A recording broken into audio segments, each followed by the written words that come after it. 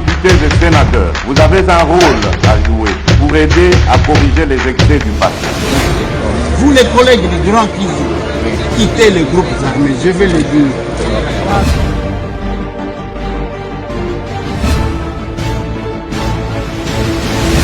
Voilà, jeudi 5 février 2026. Bienvenue mesdames et messieurs dans cette émission Masona député. Bonjour, bonsoir.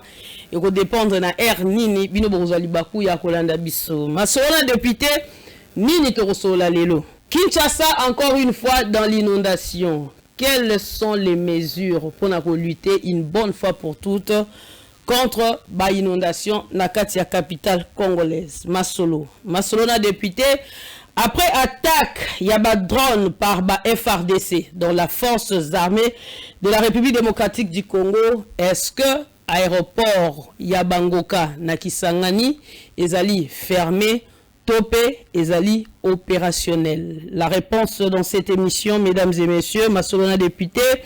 Masona député, crise sécuritaire dans l'Est de la République démocratique du Congo. Est-ce que dialogue éco-salema, tout dialogue éco-salemate? Masona député, nous restons dans l'Est de la République démocratique du Congo. Kagame tremble bientôt bas sanctions contre les États-Unis d'Amérique. Voilà, sur ces plateaux, je reçois pour vous l'honorable Papi Kitenge. Vous déclarez qu'il est mingit. Bobi qui honorable Papi Kitenge a roulé kalisu souté na salle fort na yeli binoye tozaye na plateau awa mbote na honorable Papi Kitenge. Mbote na ba congolais nyonso, mbote amarula na pesi mbote na oyazalaka souvent na yo. Sur l'Arsène, place Azali. L'Arsène Benda, mission de service. Place Azali, na Pesio Mbote. Tolobaka ke awa ezali rendez-vous ya ba patriote.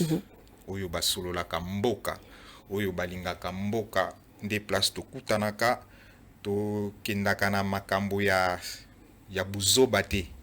Ici, nous parlons pays pour que Congolais nyonso azala informé. Et puis ayeba lolenge kani mboka na ezali kotambola.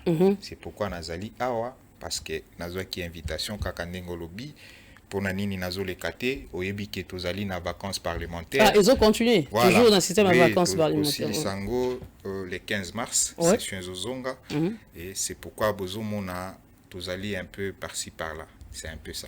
Par-ci par-là donc à part activité sportive na Kankokolo nini osali susto monakio Nazalaki, d'ailleurs, c'est dimanche ici, na kozala côté à Mama Koko, côté à quartier Chikapa, bandeko bazakuna, babengi, babeleli. Il faut tokita lisusu, tokitaki lisusu. Babeleli na problème nini honorable? Ya lukunga. Comme makambo ya érosion te mama na. Oui. Ba érosion outi ko aborder question wana makambo ya mbula tala mbula oyebetaki lobi. Est-ce qu'on doit continuer honorable Papi Kitenge kolobaka makambo ya inondation jusqu'à quand? Y a-t-il pas ba solution moko ya libela penza pour qu'on en parle plus? Ça n'est de trop. Inondation batu ba kozanga kokufa te banda ko ezobukana et surtout epa na yo na lukunga na ndeko lingana tu na yo et osuki ndenge nini na ba oya yo na mbula oyo avec tous ces problèmes ya érosion. Exactement. Yango nazolo baboye. Tellement que ma zalaki très profond. Tokuti oyo tokutaki. Ok? Tokuti nyonso yo babebisaki. Na yebisa yo awa ke eloko ebebisaka etungisaka biso mingi neti na lukunga. Neti ba érosion ezate. Nous souffrons avec ça. C'est pourquoi au monaki nayambaki ba notable ya ba quartier nazalaki na batu ya Kimwenza batu ya Mongafula na Ngaliema partout là côté nanga na lukunga na circonscription na ngai na monaki que ezali malamu puisque nde politique biso to salaka yango wana tokoyaka kaka te ko belela mais nous devons accompagner notre population parce que population akokaka te ko koma bisika oyo bakonzi bazali biso nde musala na biso yango wana komema yango comme nous avons cette facilité ya komona bango c'est pourquoi il fallait ki to mema bango omona ki ngai tokendaki na kulutu nanga oyo alakisanga politique afacilitaki nga Excellence Eliezer. tozalaki na ye sur terrain. Excellence Eliezer, nous sommes allés voir Tout le monde a dit honorable Nicolas. oui, Wemanko. honorable Nicolas Wemanko Angalie Manapesi Mbote. Nous nous sommes concertés parce que toyokaki ba doléance wana eleki ebele et toyebi ke ezalaka nde yango ezotungisa biso na lukunga mobimba yango wana eloko o ezotungisa biso neti érosion ezali te ezotungisa biso ba famille bandako ya ba famille ebele ezokende batu bazozanga place ya kolala batu bazokufa mbula o ebetaki lobi mema téléphone on ayebisaka yo soki mbula ebeti après mbula ba appelo nazwaka. C'est pourquoi nazwaki courage wana lisusu ya koleka na memaki batu nyonso wana o balelaki tokendaki komona ministre ya ITPR ministre John Banza. Je le salue là où il est et je le félicite. Ayambaki biso à chaque fois que tu poses un problème wana poto monaye pour que tu présentes ba problème ou la population. Mais depuis beaucoup de temps qu'est-ce qu'il a dit, qu'est-ce qu'il a déjà fait? Tangu tomemi ministre, il y a tout un programme ba descente ezali. Moni azalaki na bazouele akendaki kuna parce que Congo ezakaka Kinshasa te. Nous sommes des députés nationaux. Tozo représenter mboka nyonso mobimba. Ce qui a silisi kuna zali na calendrier na ye ya ba descente pona ko inspecter misala oyo il faut ebanda o ezo salema lancement ya ba travaux ebele ezo salema. Il nous a rassuré à échanger qui na population tout qui est na ba électeur na biso o ba présenter qui ba problème ba image ezali yango wana bozomona. Nous sommes allés avec notre population pour que yemoko comme yende azali na gestion ya eloko wana ya makambo ezali kotungisa banzela ba érosion nyonso wana c'est un problème soko kei na pont na côté ya Lembaimbu bato Lembaimbu ils m'ont invité parce que il y a des problèmes ba pont ezali ya kobukana to kenda ke pas ministre on a présenté les problèmes matondi mingi et pas excellence John Banza azali élu et puis azali mutoyo ya terrain ayebi ba réalité nyonso o ezali ko salema à chaque fois tozo solliciter komona e pona ba problème ya ba kinois en tout cas azo yamba biso bouti komona ayambi biso na population mobimba o ezali na ba problème boyebi ke na Kinshasa soki mbula enoki il y a des problèmes inondation ba érosion banzela ya kobukana en tout cas yango population eyaki epana ye ba quartier nyonso presque ezali représenté awa na Mongafula na Ngaliema okende na Kankokolo okende na Ntsele il y a des problèmes Tchangu il y a des problèmes très sérieux alors ministre Yemoko après avoir koyoka ba problème ya population alobi de demain lobby azokita sur terrain pour palper du doigt la réalité. Ya boinde tolingaka komona à chaque fois tozo solliciter komona azo hésiter te azo kanga porte te tolobaka ke nous les élus tangu ba pesio bokonzi ezali pona ko résoudre problème ya peuple en tout cas to pesier merci mingi. Vous comprenez tomema ki bango nyonso wana les ministres les a rassurés ayambaki bango bien ba solo li très bien des problèmes tozo lo bango wana ba descente ezo salema mbula na lobakango mbula mutunda beti sakambula te muta beti sakambula ezanzambe OK c'est Dieu ezali ba catastrophe naturelle otolobaka ce qui mbule beti ekobeta eyaka kaka na makama mais kasi tango ezali kokuta eye kokuta nde oyo ebeba c'est comme ça qu'il faut jouer à mesure préventive. Exactement. Ouais. Nous cessons. Nous savons que c'est vous les bêtises. Nous cessons de dire au gouverneur de la ville, bah député provincial Bazawana, honorable Nicolas Wemanko, oui. OK? Le gouverneur est là. Azo fournir ba effort naie. A présenter qu'il lobby misala ici là. OK. Azali sur terrain.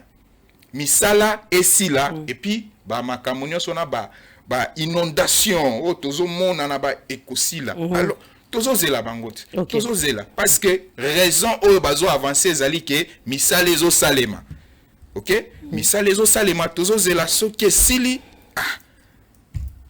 elo pango ekendaka pe simate mais ekendaka liboso non très bien Ce qui t'ose promettre, et que to monique, to komi na souka, dès to kotu na bango, vous avez promis à cette population de patienter, to komi siko wapi. C'est un peu ça. Na ebite soki bota fruit moko po nazaki na ba motard ba ko accuser gouverneur Bumba ngala olobaka obalobi. Avec son histoire, il y a des taxes, il y a chaque jour, honorable Nicolas Lobanabiso, il y a 500 francs congolais, il y a des motard, il y a des kosunga, il y a des parking et tout. Jusque là, il y a des tembo, il y a deux parkings. Kaka, na bandal, et puis je ne sais pas, batanga ki wapi. Et mbongo wana nyonso ekendaka wapi. Lelo omona mboka Daniel Bumba vanda lisusu te. Atie ba kinoise na ba kinois na kokoso likambu ya ba contrôle ya ba document na nzela honorable Papi Kitengi. Est-ce que ça na place na ngwa kozala na minute? Madame, il faut toye baka kokabola nzela ezalaka te. Il faut non, nous devons les routes ne parlent pas. Ba signalisation ezate rien du tout, mais comment nous devons comprendre. Sinde babiloko yo matata mponyo yazomi bengake, il est compétent. Oui. OK? Il condamne alobi mboka oyo eza géré tetilelo. Sinde banzela oyo ye matata tikela biso. Compétence na ye ya kotikela biso banzela oyo après 2 ans et baby. Na gestion na ye ya malamu non? Oyo ya lingaki ala kisabiso. De biloko ngo batikela biso tokuta yango wanati. Maintenant nous fournissons des efforts pour que to bongisa. So moni banzela oyo yango tozo reprocher Daniel Bumba. Parce qu'il a lancé les travaux mbalamoko de bisika tozo loba non, il fallait pas. Il fallait qu'il ameka ko solola, ameka ko contacter batu, baye ba mécanisme nini ya ko lancer ba travaux. Du coup, quand vous lancez, des problèmes ont tous en anglais.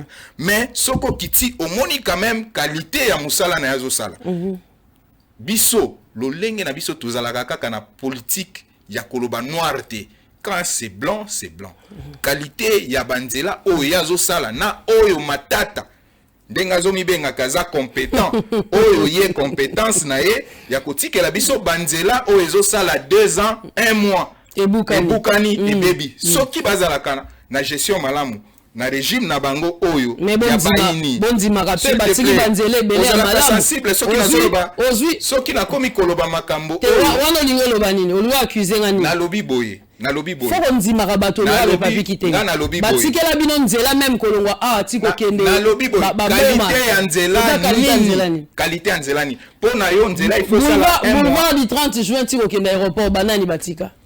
Na comprendre que zalaka sensible soki na komi ko simba côté peut-être on se retrouve. Na lobi boye. Biso tolobaka o ezali noir, o ezali pembe, c'est ça la bonne politique. OK?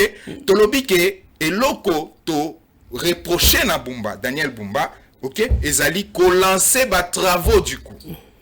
Partout au Fungoli ba chantier, Batuba koleka wapi, c'était une mauvaise politique. Il fallait qu'il a associé Batu Oyo. OK? Na chaque commune Oyo ba expert bazali pour na lancer ba travaux. Mais qualité yanzela Oyo tozomona, tout monde yango na Gombe awa non? Et ça ba béton, ça va quand même. Mais déplace ngana zoloba. Si koyo ba compétent Oyo matata leki awa, abosani 200 millions de dollars. Oyo na gestion na ye. Quelqu'un qui se dit qu'il est compétent. Okay. Abosani oyo nyonso ya sala na Bukangaloz, abosani banzela oyo na gestion na bango oyo azala kipe na katsa ya gestion. Abosani ke batikela kibiso banzela oyo ezo sala inane ya ba compétence na ye. OK? C'est ce que nous devons dire, c'est quoi? Toyebi to hérité biloko nyonso ya kobeba ya mabe. Nous fournissons des efforts. Si tozo pousser bango pour que ba sala de façon que nyonso ezala bien, peuple congolais, quinois na quinoise, ba électeur na biso, en tout cas ba se sentir que non baza quand même bien géré. C'est ce qui est. ACR présent na kata union sacrée la nation en place à noir pour le bapembe. La politique. Non, on a les candidats. Oui, bon, Loba. Nous sommes avec les chefs de l'État. OK. OK. Action commune pour la République. Bisika Oyo. batangisaka biso ba valeur lolenge nini ya ko gérer mboka nazo ozo tumbola ngai yo omoni dis-moi omoni biloko ozo luka je prends ta la gestion na biso na ministère oyo. OK? Il y a l'ancien combattant. Mon président du parti, Excellence Eliezer Ntambwe, le capable président. OK? Bapesier portion, bapesier sphère, il y a responsabilité naie. Comme ozoluka otanga keno, ACRP, yangwana bozana union sacrée, tout mon appel gestion nabino. Gestion nabiso, omoni na ministère, oyo, biso tozo gérer ba ancien combattant, non? OK? Omoni ba exploit réseau les kanakuna. Ah voilà, félicitations. Est-ce que omoni yango nazolinga on aura tout le temps yakoya ko bongisa émission mobimba pour que tolobela batu tolakisa matata ke voilà la compétence o babenga la compétence ya mwana parce que la compétence c'est être capable de donner une solution à un problème ou de donner des solutions à des problèmes ba problème nini o peuple azali ko nyokwa manango. C'est pourquoi on moni le chef de l'État avandi ayebi ndeko Eliezer malamu alobi ketala kende soda nanga kende ayebi ka kosilisa makambo wana.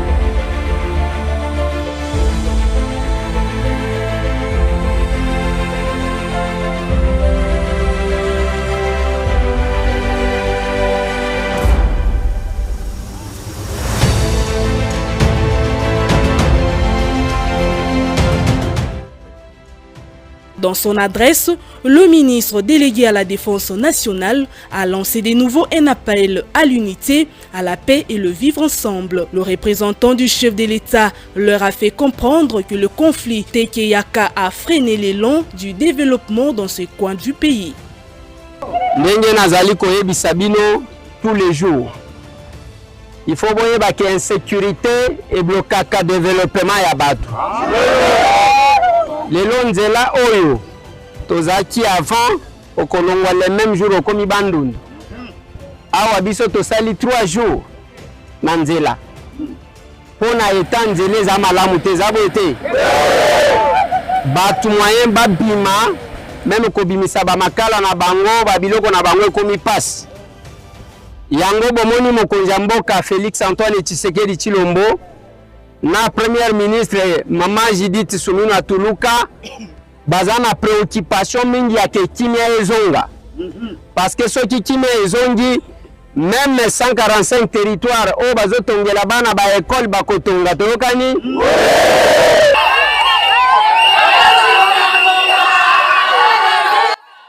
Visiblement satisfaite, la population de la commune de Maluku a remercié le ministre délégué Eliezer Ntambwe pour son dévouement pour la paix. Une nouvelle page de paix s'ouvre désormais dans ce coin de la RDC où la population devrait reprendre paisiblement leurs activités.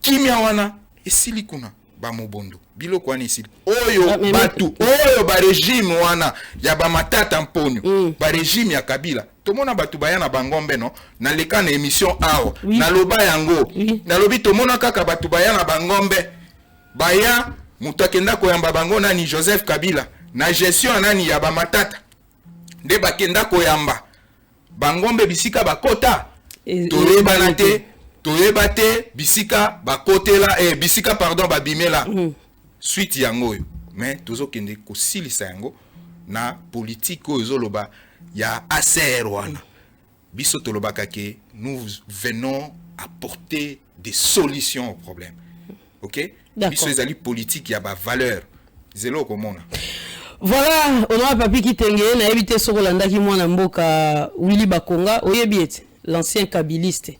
Willy Bakonga, ancien ministre d'État aussi, je crois, Zara ministre à EPST, sous Joseph Kabila.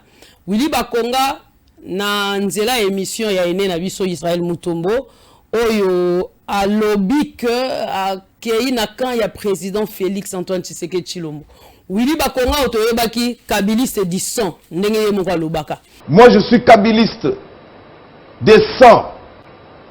Aloba lisusu ke nga soki na longwe pemeni ya Joseph Kabila c'est que na tiki politique.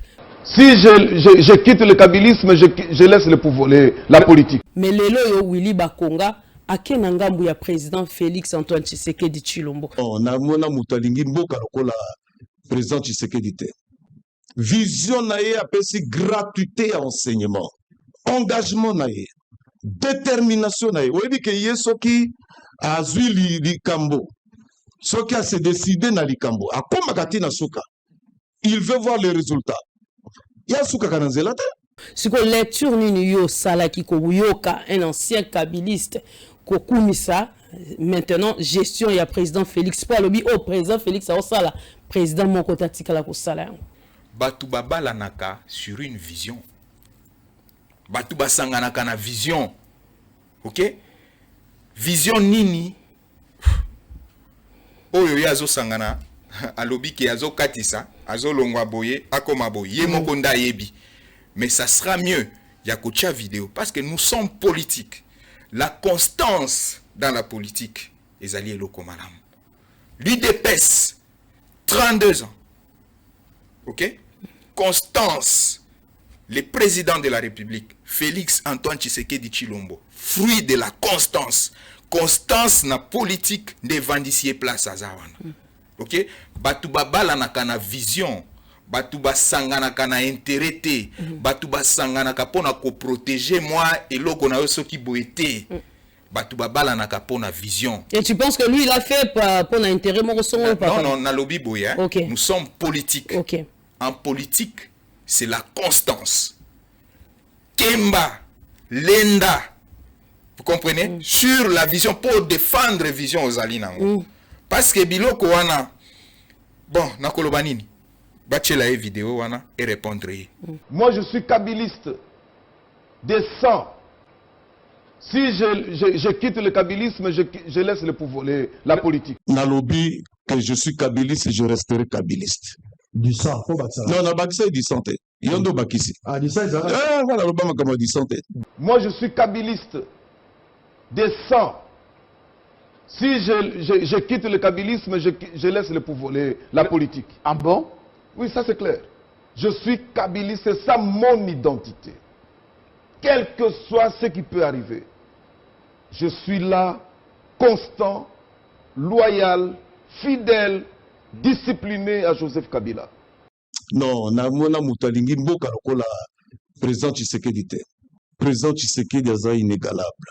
Si il veut que non akobongwana parce que biso pe na aser tolobaka que nous sommes dans la politique de transformation. Mutu akoki koya ndenga ye mais tokokotisa ye na nzungu ya ko transformer ye.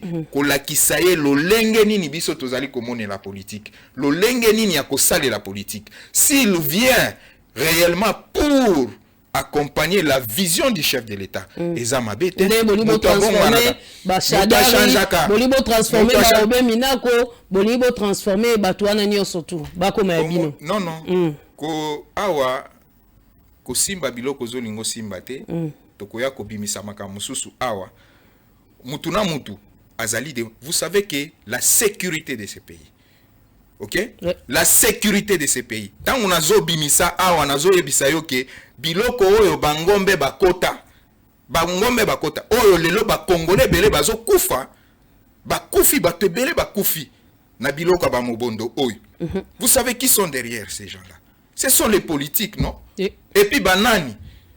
Moi je pense que ezali babilo comme sous tokoki kolobelango awate justice a sala musala naye. Ne dis pas que non tozolinga to transformer batu non.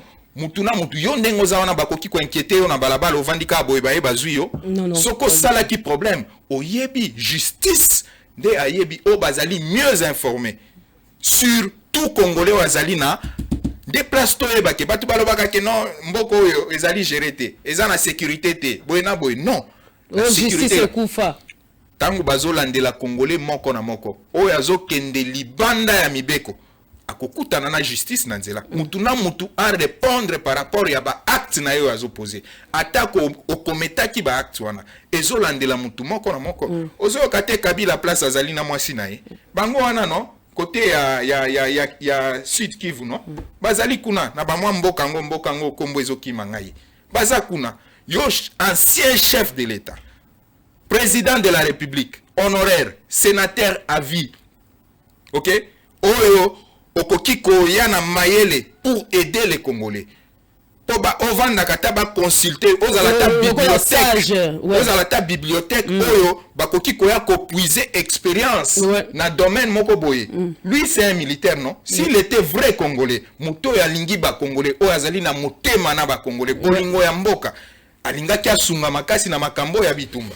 Mais un chef de l'État, sénateur à vie, ancien chef d'État, a commis sima ba groupe rebelle. Yo boso mona niveau ya muto ya zo komela. Boso mona et puis ce sont des choses que nous devons éviter. Mais bientôt ça nous devons éviter cela tango tangelinga ba shadari ba nani ba bina ko banini. Chacun répond à ses actes. Mutuna mutu atala nous sommes politiques. Et ceux qui sont partis en exil, ba pays exil ba kimi pe. Osoka ba bengani mutu. Osoka ke mutu ba bengani. Oyo azali na nzela ya mabe et kayebi ki azali na problème na justice. A commis kimela. Que ba pe ba arrestation arbitraire. D'ailleurs na moni pe perdre à partir de Bruxelles a sali communiquer ba organiser mililu moko pour na ko accuser pouvoir régime en place. Ya ko ba ke ba ko kanga bango arbitrairement. Amarula, je dis ceci. Nous avons le loi. OK? Dans notre pays. Mutu soko yebi lo lengo zo salela makambo na yo okokutana na justice liboso na yo. OK? Tozali te kaka boyo lamuki mutu nyonso congolais nyonso alamuki quand vous gérez, quand vous êtes leader na katia secteur moko boye oyebi ke ozo salela l'État, il faut quand même moi lo lengi ya ko salela l'État. Soko ye ko salela ye na lo lengi ya mabe yeba ke okokutana kaka na justice liboso na yo. Ezali ba problème oyo bako samba non bakangi bangote bako samba bako lekisa bango justice samba parce que to okene na dialogue non s'il vous plaît on va oublier tout mutu nyonso soki bakangi ye asambaka.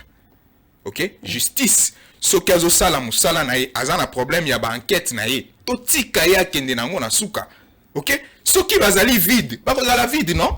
Ceux qui bazali chargé, pas cause la chargé, ils doivent payer na ba acte na bango basali. Yo solo ba makambo dialogue. Il y a dialogue, ouais. Au moni dialogue, le chef de l'État, autaki kolobango non? Que il va dialoguer. Andi minaye, dialogue eko salema. Mais eko salema na banani.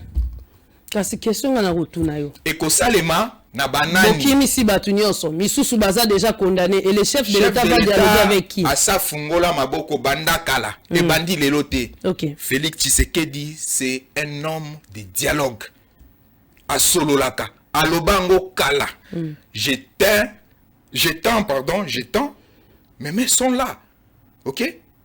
Mes mains sont là. Elles sont tendues. Oyalingi koya ko servir mboka. Mais batu mususu baza condamné baroya ndenge nini, on n'aurait pas pu quitter. C'est comme l'ex-président comment Kabila, il va venir comment dialoguer. Pour hier, il s'est dit déjà qu'une fois arrivé à Kinshasa, on va l'arrêter. Et ça parmi les conditions tata mokonza mboka pesi. Il y a kolba que dialogue au salema mekaka na Kinshasa. Alors qu'il y a batu mususu mo ebani atezate nanga, il va venir comment? Déjà, il y a déjà depuis Kalananga. Il va venir comment? Parce que finalement, on se pose des questions. Tata Mgonzamboka va dialoguer na banani. Parce que ba terminé la politique inde bangwana. Bango c'est balobi ke bazana peuple non. S'ils sont congolais, bayat chef de l'État ko senga dialogue non. Akobenga ba congolais nyoso bayat to vanda non. Kasi bayat. Bayat. Oh. Mais baya non. Tango zolo ba kenon ba koya ndenge nini? Ba kendaki ndenge nini? Ndenge bakendaki, ndenge bakoya non? Baya. So qui bayebi que non ba se reprocher ne loko mongote et que chef de l'État a lobby que non nous devons dialoguer maintenant. Baya. Baya non. Bakangeli mutu porte te, bakangeli mutu barrière te. Ba aéroport ya ngwana non? Ba kitaka ka baye ba lobby non nous sommes des Congolais. Biso to ye chef de l'État a bengsi dialogue. Baya. Honorable Babi Kitenge, on poursuit avec cette émission. Après les Émirats Arabes Unis, et par exemple, Tata Mokonzamboka à Utaï Kokende pour signer accord Yandenge Nandenge directement tant à Longwe Kuna. Tomonié à Zwinzela, Washington, accompagné de la première dame de la République démocratique du Congo. Et par la plupart, il a signé les sous moi, partenariat na Washington. Mais comment justifiez-vous la présence de Martin Fayulu Madidi et de l'abbé Donatien Cholet na Katia Washington? Amaroula, eloko ya ko retenir ezali que on moni ba voyage nyonso yo chef de l'État zosala. C'est pour l'intérêt du pays. Pour intérêt yaba congolais. Ce que moni lelo to komi na niveau oyo ezali fruit yaba voyage. Les Congolais parlaient beaucoup.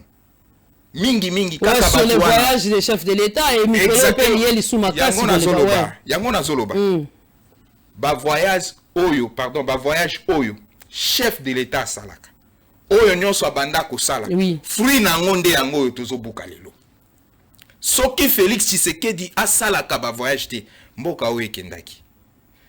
Kagame limbisanga muke na zonga pona la kisayo pertinence pe ya voyage oyo ezali ya Abu Dhabi même na New York les États-Unis sikoyo place ozolo bakeno Martin Fayulu présence na Macholi avant na koma kuna c'est pour te dire que parce que bolzolo bango ba voyage eleki oyo tozali nango ezali fruit ya ba voyage nyonso Félix Tshisekedi asala. Le Rwanda soko yebi tango plan ya balkanisation ezalaki. La France, la Belgique, les États-Unis, bango nyonso bazalaki pour la balkanisation parce que ezalaki na batu ya mabe. Ba Rwanda wana ozomona ba Kagame na clique mobimba. Ya mindele oyo bandaki déjà kokende koloba mabe pona Congo. Plan ya balkanisation. Soué na bango ezalaki nini kofunda air nyonso ke Congo eleki munene. Congo ekoki kozala gérer te na mutu moko. Eza munene, il faut ko kabola. Oui. Des messages oyo babandaki kokende nango. Des messages oyo arguments oyo babandaki ko avancer même auprès de la communauté internationale. Kagame wana ozomona. Bitumba nyonso moni to souffrir ezali parce que il y avait un mauvais discours ya Congo. Oyo bandaki kokende pour que plan ya balkanisation et salem. Très bien. Vous comprenez? Alors, tango chef de l'État il a compris. Alors, force, il y a Kagame. Oh, ils ont payé kilo parce qu'il se voyait là au top. Ok? Oh, ils ont payé kilo, ils allaient Libanda. Parce que, ok, de France, ils allaient Kinaye. Donc, Belgique, la communauté internationale. Ouais. Là où ils partaient, dans le bandé Kolobake, non, Congo, ils ont mal géré. C'est des discours en bateau, ya tuer. Non, tuer les Congo. Non, tuer les Congo, détruisez les Congo, faciliter le Rwanda. Sauvons le Rwanda. Nde bangwana. Nde biloko basolo ba non, il y a l'incompétence. Au Félix Tshisekedi est incompétent. De bango wana. Omoni argument wana nyonso wana. De baktia bango na munoko. Balo bakaki non. Congo tellement zali munene makasi. Hein? Et koki kozala gérer na mutu moko te. Il faut balkanisation salema. Kuna nyonso batu ya ko gérer mboka bazate.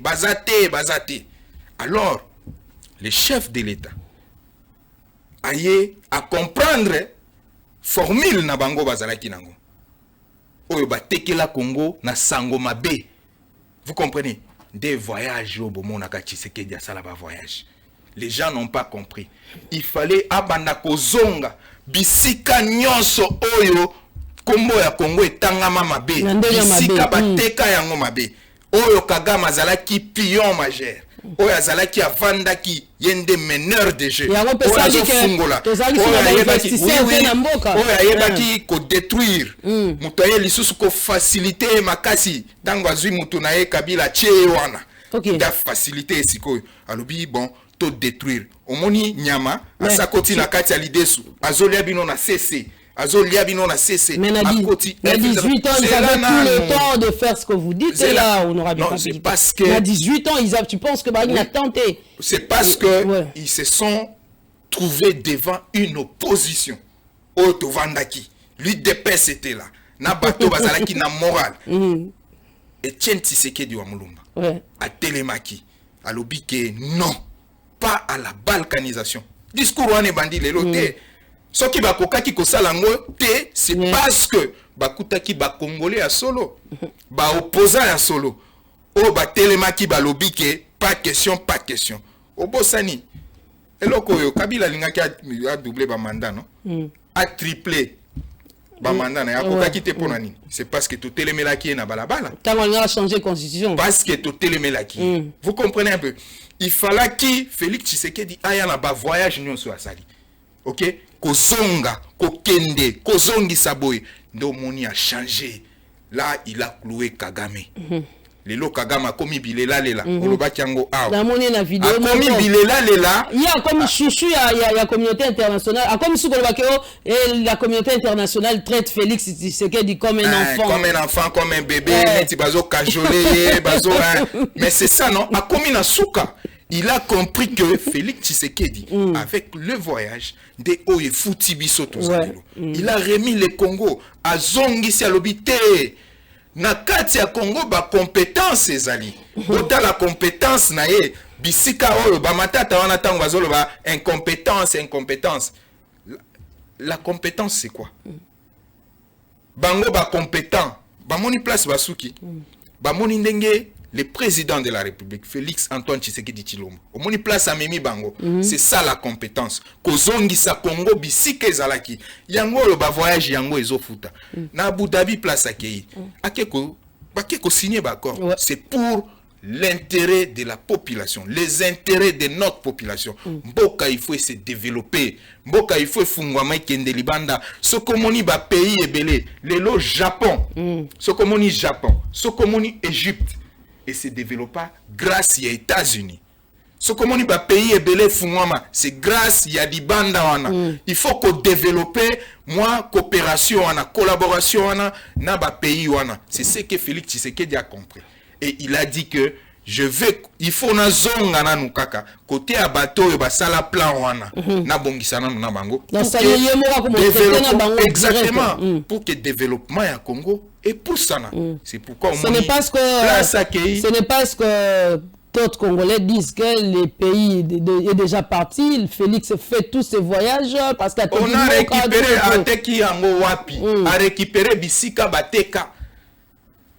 Kabila yewana non a commis na 7 Kagame par terre awa bakei na Abu Dhabi pardon bake ko signer accord na mine na transport oui OK il y a la diplomatie comment nous allons comment changer OK bah expérience OK Yamboka oyo amemi aye na moi expertise na bango échange wana c'est comme ça que le pays va se développer c'est pourquoi bakei lisusu na États-Unis place bakei na New York eza bisika ba congolais bazo sanga mais on justifie les bisote présence ya na kolobango na lobaka ke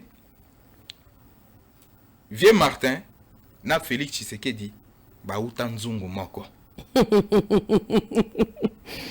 bauta nzungu moko vous comprenez ce que zali invitation oui toyoki ke ba inviter Vieux Martin non akei bisika ba congolais bazo solola bisika wana ba accord ekosigname bisika wana bazo solola pona développement ya Congo omoni bisika Félix azo memamboka oyo c'est pour que to meka ko solola to bongisana nu libanda parce que pays mon côté ata bato libanda ngo mindelango bazaka mabete baza malamu non malamu na bango ezali nini to sungana non de bisika Félix alobi non si vous voulez traiter avec nous il faut développement il faut congolais nyonso se retrouver na richesse na bango na lobakango nzambe après avoir kotala bamboka nyonso apesi bango bomengo mais na suka avant d'atala Congo na nyonso etikalaki d'apesa Congo c'est ce que nous avons les pays les plus riches du monde bisika oyo bazo discuter makambo ya mboka monde entier eyebi ke rien ne peut se parler ou se discuter sans la RDC. Et le comment parce que nyonso yo mboka mobimbe ezali na posa ezali na kati ya Congo. C'est pourquoi ozomona ke bisika wana ezo intéressé mutu nyonso pour que ba congolais ba se retrouver. Ezali bisika ba congolais ba ke ko se retrouver. Ce qui Vieux Martin amoni ke non intérêt pe a Congo ezali wana ye pazana moi liloba ya koloba place wana akokota te. Aza invité bisoto lingi kaka ke intérêt à Congo et monana congolais a se retrouver bisika wana tangu misala ezoya OK tout le monde se retrouve c'est un peu ça et comment jugez-vous maloba ya mwana mboka Corneille Nangaa qui dit qui reconnaît clairement que AFC M23 ils n'ont jamais soutenu par le Rwanda mais ils sont plutôt collaborateurs il a dit clairement. Est-ce que nous collaborons avec le Rwanda? Je dirais oui. L'AFC M23 collabore avec le Rwanda. Nanga azo tubela. Il ne fait que continuer ko tubela. Na loba kangoa. Na Nanga, na Kagame, bazo sala kaka bazo tubela. Ezali chapelet à ko tubela. OK? Aujourd'hui, Nanga accepte.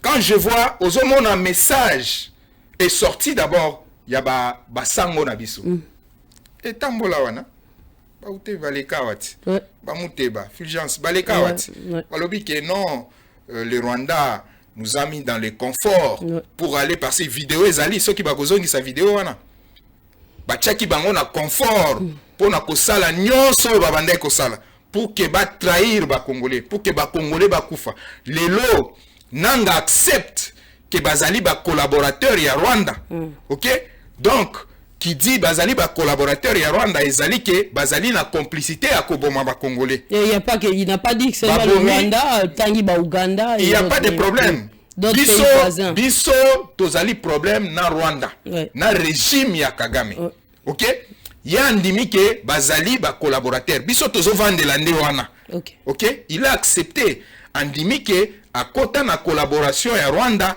po ba balkaniser po ba teka na lobango awa na loba ke Nanga kota ba pesa ye plan ya liboso tango zo kota buka seni zwa ba machine nyonso ya seni kota nango na Rwanda komisa ba Rwandais ba congolais na nzela ya carte les mêmes Nanga biso to vanda awa po mona niveau oyo ya collaboration Nanga salaki na ba infiltré nyonso ba généraux nyonso bazalaki o banturaki chef de l'État dans la collaboration wana le chef de l'État a consenti le moyen. On a privé même les Congolais mususu na vie sociale boy parce que les chefs bisonyo sotondima ki bitumba wana ya est il faut ici là mais chef de l'état basombi minduki oyo il fallait que to ça la face même pas face na Rwanda wana to bunda mais batika ba infiltrer nyonso bakota ba généraux nyonso bakota to regretta baloba arsenal nyonso yo na baleka balobango non c'est qu'on a trouvé ici comme armement arsenal automoni to tikala komona ngote Congo en tout cas na bitumba tolinga ki to perdre te nyonso ezoma e kota Rwanda omoni kopo nanga yana nango yangwana collaboration na ye c'est pour accomplir la balkanisation oyo bakoki angote Félix a détourné a contourné la balkanisation na mitu ya ba États-Unis ezala États-Unis ezala France omona ki ba changer balanga ezala Belgique bisika oyo bavandaki pour na ko préparer plein balkanisation. Félix est allé à quelque zipelo kwana alobi te boete des collaborations oyo nanga zoloba bazalaki nango pour aller tuer les Congolais pour na ko tuer bande konabiso ya mibali omoni ndenge bazo souffrir place bazali. Il n'y a pas une bonne vie. Omoni ndenge ba militaire mususu bazo longwa déjà kuna baye bango moko baye komitika na armée. Vous comprenez un peu? C'est ça la collaboration. Vous collaborez avec les ennemis pour tuer vos frères. Toloba kango makila ba Congolais. Eko ganga bisika nanga zali. Comme bango Kabila babisimo nyonso wana nalobango chaque fois. Nalobi to raisonner nanuti. Est-ce que ba raisonner ka place bazali? Soko tali bitumba depuis Tobanda. Ba même leader wana yangambu ya munguna ba Rwandais ti lelo bazali. Mais oh babanda côté na biso ezali mabele basilaka kaka ndenge bazosila omoni mususu oyo l'infiltration omoni yango ibalaki omoni nenga ibalaki oui infiltration non omoni bisika niveau tokomaki oui vous comprenez la collaboration l'infiltration ekotaki biso tina niveau moko impossible. Mais tu dois savoir aussi batlokwa ba ibalaki bazana mebele autour ya chef de l'état mais comment le savoir aussi? Ils seront détectés et ils seront dévoilés par le Saint-Esprit parce que Félix Tshisekedi tango azui pouvoir na lobango tango ba pesi e plan ya balkanisation ya lobi ke o ezali plan ya bandoki ngana kokota ngote azwa mboka atika ngo na maboko ya Nzambe batu bakanisa ngo aventure Nzambe ndazo batira Félix Tshisekedi Nzambe ndazo tia banguna nyonso o bazali na plan ya mabe ya muto ya zo ya po abongisa azongisa Congo na rai pour que développement ya mboka ekende o nyonso azo kangela ye mayele mabe makanisi mabe akobima na mpoasa bakomi kobima non bazo bima. C'est ça la collaboration oyo nanga zolo baki non oui il reconnaît à haute voix azo tubela kaka que oyo babandai koangana na ye na Kagame na bakabila babandai koangana non na basango ozomona message ya basango tala message ya nanga ozomona suite logique na bango bisika bazali démarche nini bazalaki nango. Alors ce que nous devons faire c'est être vigilants bazali na suka le Congo et si ezongi Félix Tshisekedi ne fait que remettre bisika oyo Congo il fallait zala et puis elle a représenté naba Congolais à solo. Voilà, nalobaki yango na ba titre nangai peuple congolais azamwa muke inquiet par rapport ya aéroport ya Bangoka, nous sommes à Kisangani après attaque moko ya ba drone par ba FRDC et nanga na côté na ye le lendemain alobi bango pe ba attaquer base ya ba FRDC au bataki pembeni ya aéroport ya Kisangani. Finalement population a commis perdu to ko ebate. Est-ce que aéroport ezali opérationnel topé bakangi aéroport ya Bangoka? Le chef de l'État met les moyens pour l'armée. Drone wana ezaki neutralisé non? Neutralisé. Ouais. Voilà. Bango bazo kanisa ke tokangi maboko tozotala bango. Nous nous préparons. Et loko wana ezali sabotage. Na lobango. Yo moko monia tango ba bimi na Uvira, balongwe na Uvira. Omoni sabotage na lobango et c'est komi ngonga ya suka ya Kagame. Et loko ba kosala ezalaka ka sabotage na ba Congolais. Kopesa ba Congolais mai mabe na lobango. Bazo pesa ba Congolais maladi kuna na ndenga mukete. Aw tango bazo bima omoni ndenge bazo piller banda kwa batu. O ba kutaki un vrai Congolais.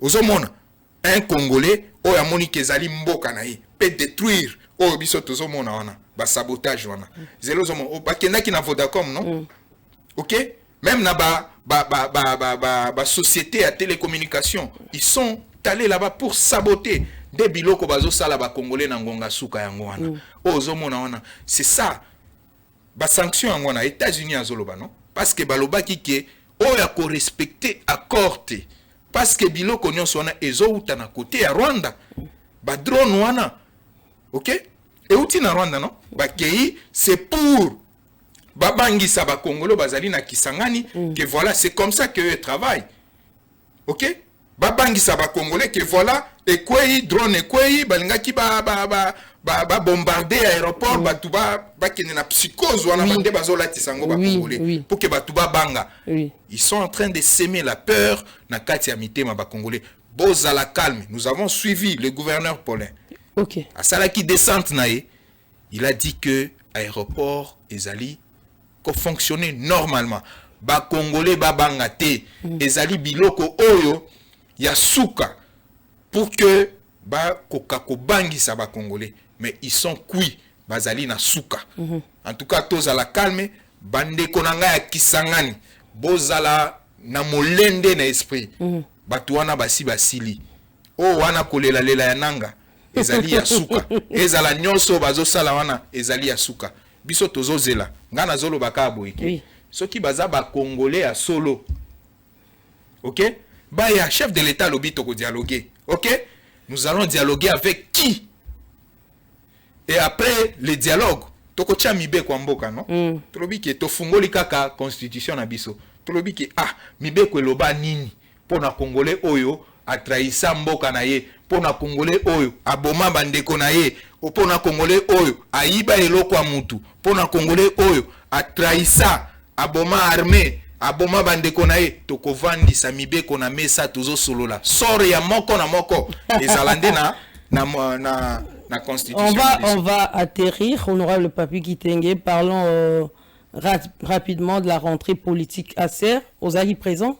Très bien les alliés images les alliés d'ailleurs c'est là où j'ai parlé avec les capables kolaki sabango lolenge nini chef de l'État azwaki mboka oyo bisika nini a récupéré kimboka oyo comment le chef de l'État a été entouré ezali na mboka oyo otomona chef de l'État Félix Antoine Tshisekedi Tshilombo entouré avec Moutouazali chef d'état-major général oyo entouré traître chef ya maison militaire traître chef ya renseignement ozomona lolenge nini chef de l'État azala qui entouré botala lolenge chef de l'État azali protégé par Nzambe des échanges nabiso où ezala qui rentrée politique nabiso action commune pour la République il fallait qu'il tola qui ça quand même ba capable ba Congolais otobenga ka ba Congolais de bon goût la bonne qualité des Congolais au bazali na kati action commune pour la République comme tovandaki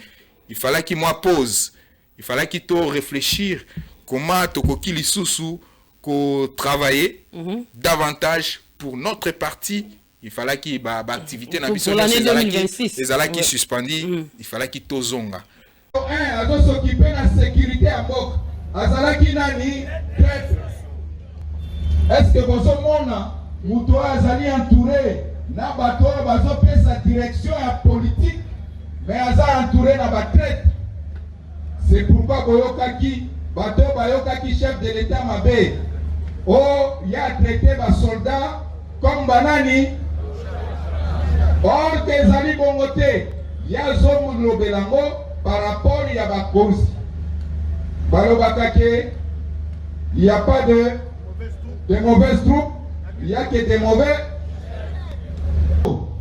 bisika ebele na ba émission tolekaka na ba échange patriotique tolobaka yango ke na moment oyo tangu nanga zokanisa ke bango bakozwa mboka po balakaki biso bakoyaki Kinshasa bakomi pete tolobaka ke bakosabote bakongole na lobaka yango tozomona sabotage te bozomona yango na este no epa bandeko na biso botala makanisi mabe ya nanga koya ye na complicité ya Kabila na Kagame batindi kaka nanga ke yo ntango ozokota na Congo na Goma eloko ya liboso ya kosala kota kende koyibela biso ba machine ya seni nde eloko ya liboso nanga sala kokota na Goma bake kopie ba entrepôt ya seni na ba machine ya seni bakoti na ngoti na Rwanda nde bake kokomisa ba Rwandais ba Congolais. C'est pourquoi boyoka nanga lobaka ke Kinyarwanda kozala 5e langue na Congo. Est-ce que c'est ça lema? De yango bomonaki ke tango balobi na bango ba se retirer balonga Uvira bomoni batu bakomi s'infiltrer na population balongoli bateni po bayebi ke bazali déjà na ba carte ya ba Congolais po ba infiltrer biso. Kagame azo travailler na biloko misatu. Ezali corruption, ezali infiltration na ba réseaux sociaux, armée numérique. ACR chaud. Alors biso il faut totele melango. Ba Congolais ya mabe, ba traître, oyo bazali kokende koteka mboka. Po mboka oyo kabwana. De bakabila, bananga, bamakenga na babisimu. Kasi to appuyer chef de l'État. Tozala na ye muto ya zongiseli biso Congo na ba Congolais. Bisika Congo ekendaki na ba Rwandais. Tozoyoka biso action commune pour la République. Tozolinga chef de l'État, to appuyer ye, tozala makanisi moko pour que ata dialogue bazoluka biso chef de l'État lobaki ye moko nde il faut initier dialogue. Et ça te que dialogue ya kokende ko négocier oyo tomoni batata na biso ya barobe milai oyo bazali kokende ko négocier lelo bakomi koluka dialogue po bayebi ke basi ba infiltrer biso kasi biso tozala vigilant po tosede te toyokani comme temps ezali ebele te le reste tokobanda kosolola ngo na ba échange patriotique na biso bozanga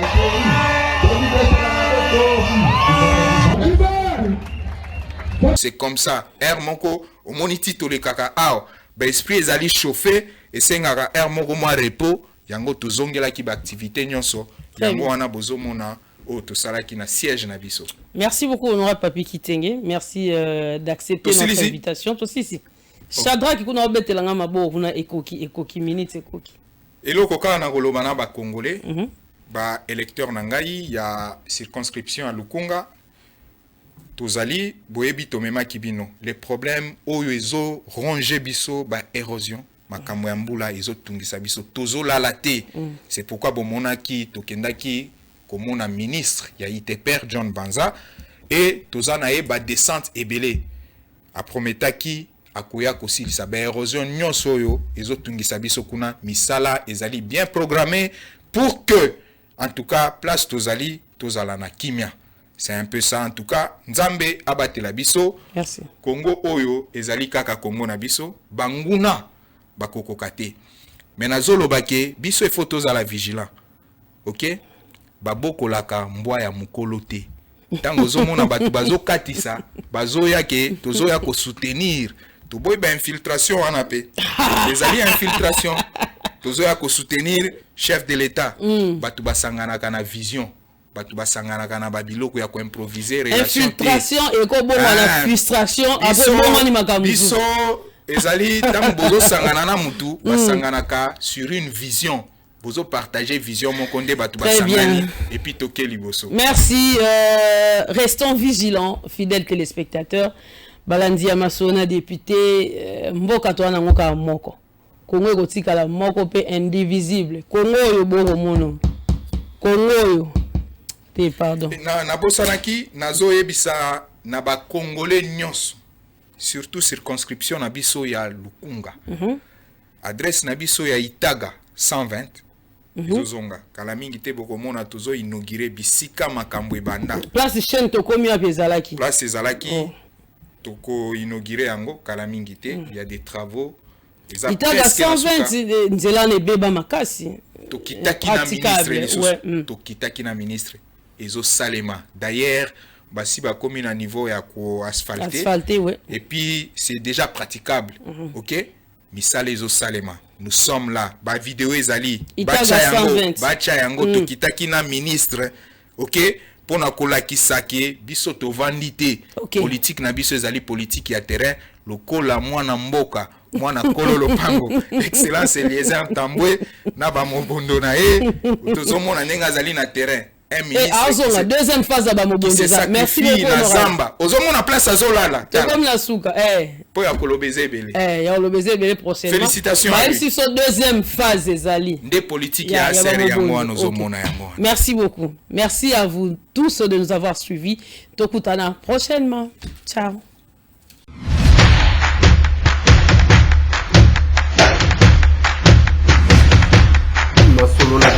Honorables députés et sénateurs, vous avez un rôle à jouer pour aider à corriger les excès du passé. Vous les collègues du Grand Kivu, quittez les groupes armés, je vais le dire.